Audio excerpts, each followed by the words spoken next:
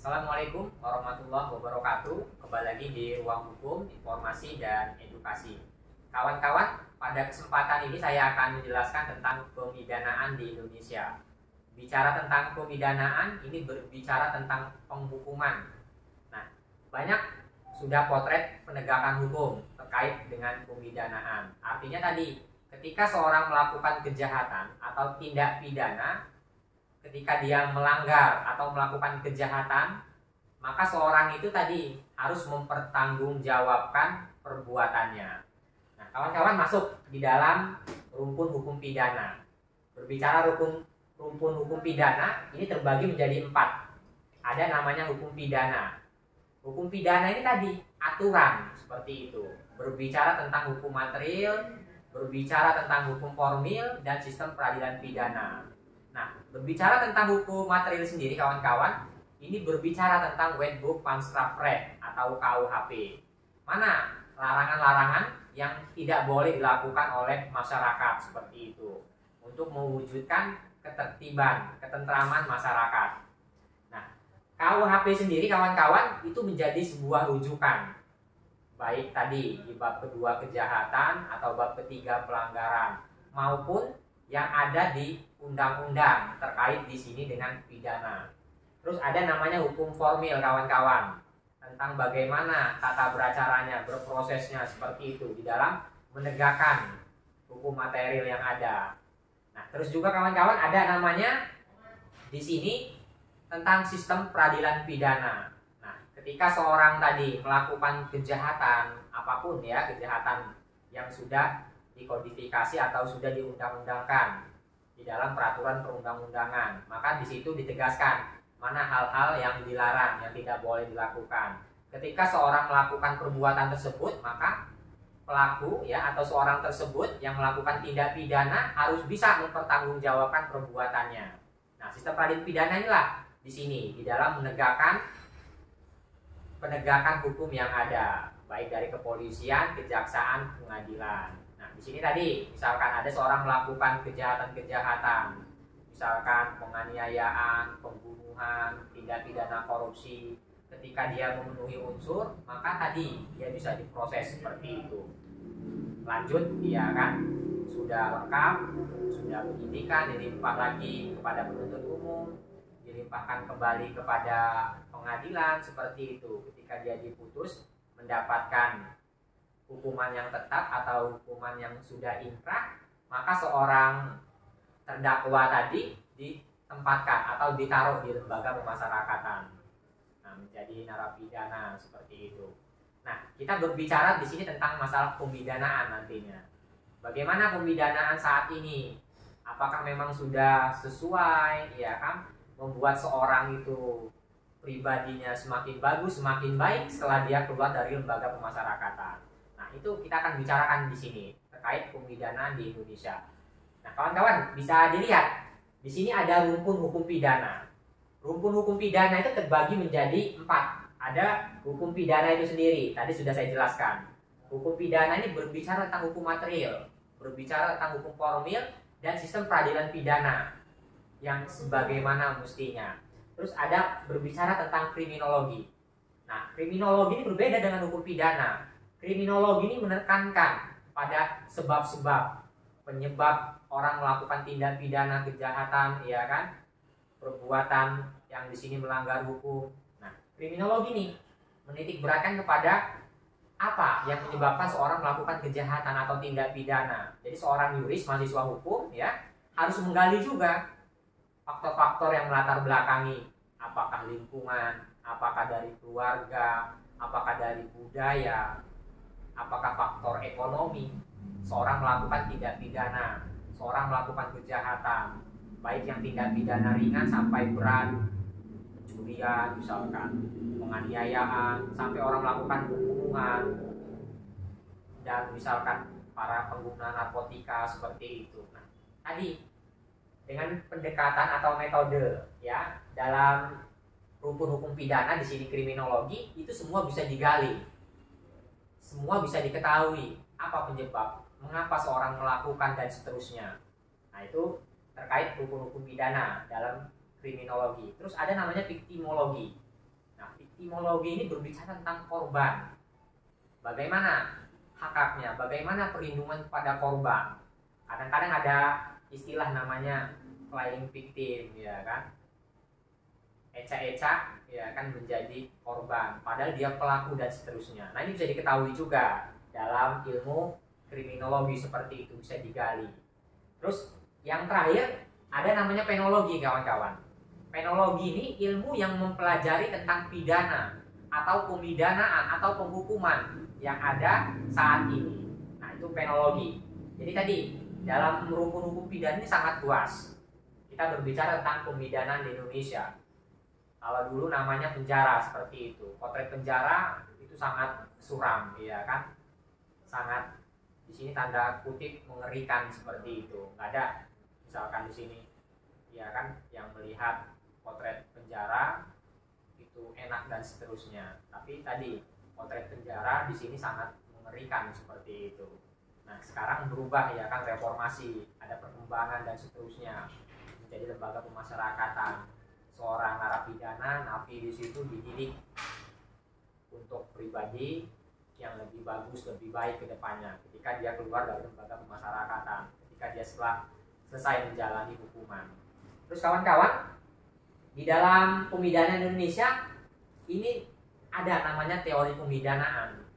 Nah, jadi teori pemidanaan di sini, kawan-kawan, ya kan, harus diperhatikan. Ada namanya teori atributif. Teori atributif ini sering diartikan sebagai pembalasan. Jadi ketika seorang melakukan tindak pidana kejahatan, maka dia harus dihukum. Nah, itu teori atributif atau pembalasan. Ketika dia tadi melanggar, melakukan kejahatan dan seterusnya, maka dia harus dihukum. Itu teori atributif. Ada juga namanya teori relatif. Teori relatif ini menekankan kepada tujuan pemidanaan. Tujuan pemidanaan itu seperti apa? Kembali lagi pada kawan-kawan juris, mahasiswa hukum. Agar tadi dia dibina, dididik. Agar tadi sebagai potret penegakan hukum pemidanaan di Indonesia. Agar seorang masyarakat, ya, para masyarakat, semua elemen yang ada tidak melakukan tindak pidana, tidak melakukan kejahatan tersebut. Nah, kalau tadi di sini teori relatif, ya kan? Tujuan pidana itu apa? Untuk mengembalikan pribadi-pribadi seorang tersebut, untuk mempertanggungjawabkan perbuatan-perbuatan yang sudah dilakukannya, agar dia tidak mengulangi kembali, agar menjadi contoh pada masyarakat luas, ya kan, bahwa tadi ketika melakukan tindak pidana atau melakukan kejahatan tersebut, maka akan diproses hukum, maka akan tadi dilakukan pemidanaan. Nah, itu terkait teori relatif. Terus ada namanya teori integratif.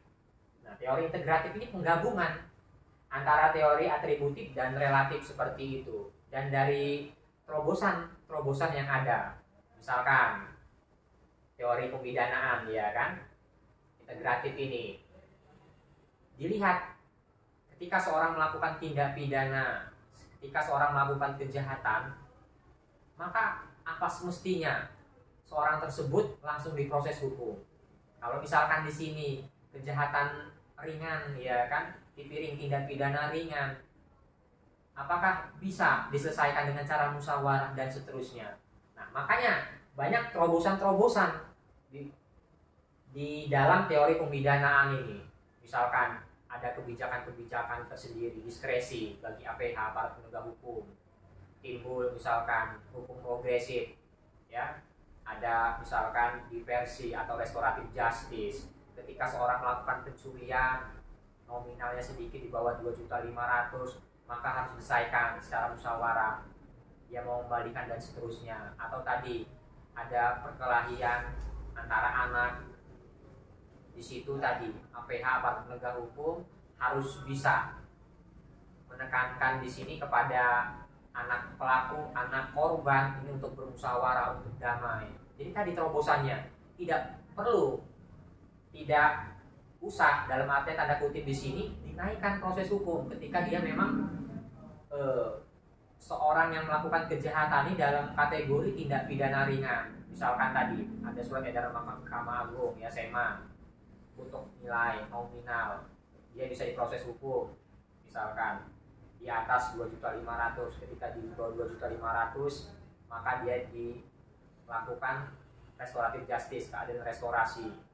Atau tadi misalkan narkotika, banyak nih para pengguna ya kan, atau penyalahguna narkotika.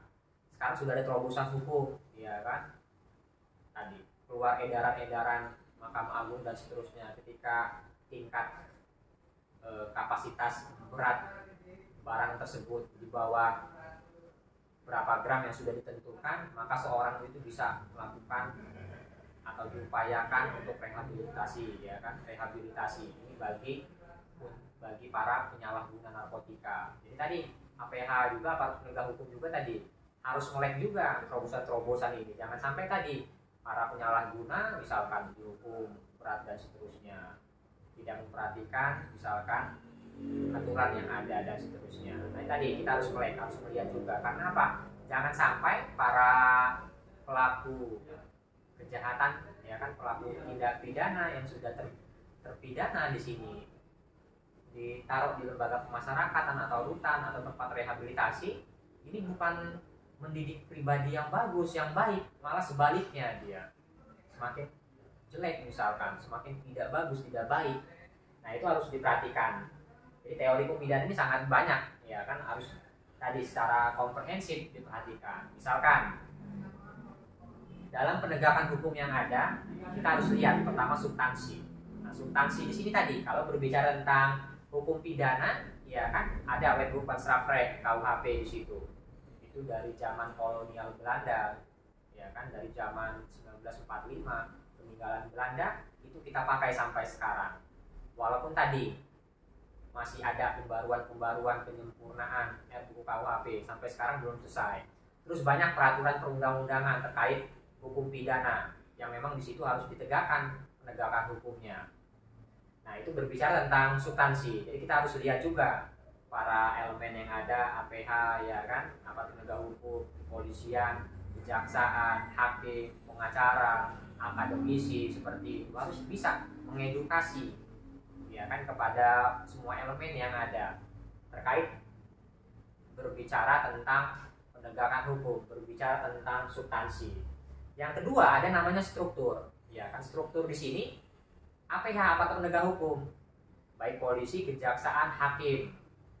Ya, jadi APH di sini harus bagus seperti itu, harus bisa menegakkan penegakan hukum ya yang bagus seperti itu. Jangan sampai tadi ada perkara-perkara ya kan di sini tidak bisa diupayakan, misalkan diversi ya kan, upaya restoratif justice, atau tadi misalkan kalau di daerah-daerah ada kearifan lokal kan, banyak kearifan lokal di daerah-daerah. Nah harus bisa menjunjung juga para penegak hukum dari substansi ya terkait peraturan undang-undangan. Kalau dalam hukum pidana ya KUHP ya kan, hukum materi formil, terus peraturan perundang-undangan dan sistem keadilan pidana seperti apa. Kalau struktur itu berbicara tentang aparat penegak hukum, bicara tentang kepolisian, kejaksaan, pengadilan, lawyer, lembaga pemasyarakatan. Nah itu struktur. Terus berbicara tentang culture, bicara tentang budaya. Nah, budaya ini harus dibangun. Kalau budayanya bagus ya kan, insya Allah penegakan hukum, pemidanaan di Indonesia ini bagus seperti itu. Jadi tadi potret pemidanaan Indonesia tadi ya, dalam tanda kutip bagus, bisa mendidik ya kan, membina para narapidana yang ada. Jangan sampai tadi ya karena punya dapat keistimewaan, karena tidak punya ya apa adanya seperti itu. Terus jadi dibuat juga pemidanaan di Indonesia ini punya terobosan-terobosan ya kan, apalagi sekarang lembaga masyarakatan ya atau lapas ini sudah sangat berkembang ya, mengalami reformasi seperti itu. Banyak soft skill, keterampilan yang diajarkan, baik keahlian, baik untuk agama ya kan, olahraga. Jadi keluar dari lembaga pemasyarakatan atau rumah tahanan ya, ini seorang narapidana bisa berperilaku baik, punya soft skill dan seterusnya. Ini sangat bagus, ini harus dilihat ya kan, diteliti, diamati bagi seorang juris, mahasiswa hukum yang ada. Nah tadi berbicara tentang pemidanaan Indonesia ya, yang paling bagus itu berbicara tadi masalah preventif, pencegahan. Nah jadi jangan sampai ya masyarakat umumnya ini melakukan tindak pidana atau melakukan kejahatan. Bagus di dalam tubuh, dalam artian dalam tubuh di sini bagaimana para elemen-elemen stakeholder aparat penegak hukum ini bisa mensosialisasikan terus ya kan, menghimbau pada elemen semuanya, elemen masyarakat yang ada untuk menjauhi kejahatan-kejahatan, pelanggaran-pelanggaran yang ada. Kayak gitu. Jangan sampai tadi memprioritaskan penegakan hukum secara penal ya atau represif. Ketika ada melakukan tindak pidana kejahatan, sudah proses hukum. Terakhir dipidana, terakhir pidana. Tapi tadi kembali ditekankan kepada preventif pencegahan, preemptif ya kan, himbauan, informasi dan seterusnya. Karena apa? Banyak juga potret pembidana Indonesia ini orang yang sudah dipenjara, dihukum ya kan, hukuman seumur hidup, hukuman mati. Tapi tadi tidak membuat jera, tidak membuat takut para pelaku tindak pidana, kriminalitas ya kan dan seterusnya. Maka tadi seorang aparat penegak hukum ya kan, baik dari legislatif, eksekutif ya kan, harus bertanggung jawab juga kepada masyarakat, misalkan kepala daerah ya kan, kepada masyarakatnya, legislatif pada konstituennya ya kan, harus bertanggung jawab. Ketika ada yang melakukan tindak pidana kejahatan harus mau bertanggung jawab dia, kayak gitu. Kenapa? Di daerahnya, tempat konstituennya ini melakukan tindak pidana kejahatan dan seterusnya, harus diperhatikan, harus diamati seperti itu.